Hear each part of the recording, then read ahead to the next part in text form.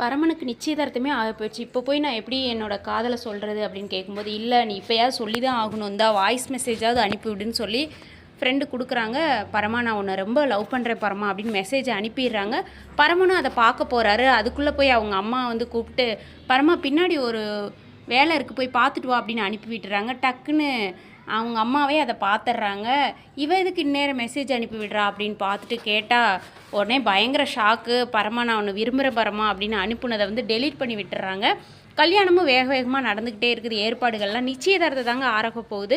நீங்கள் கேட்ட நிச்சயதார்த்த மாலை இதாம்மா அப்படின்னதும், நடக்கிறது நிச்சயதார்த்தம் இல்லை கல்யாணம் அப்படின்னு சொல்லி தாலியை வந்து அந்த மாலையில் வந்து செட் பண்ணுறாங்க. பரம மட்டும் மாலையை மட்டும் அங்கே போட்டாலே போதும், கல்யாணம் ஆன மாதிரி தான் அப்படின்னு சொல்லி மறைச்சி தாலியை அதில் கட்டி வச்சிடுறாங்க. இப்படி தாங்க ப்ரமோ போட்டிருக்கிறாங்க.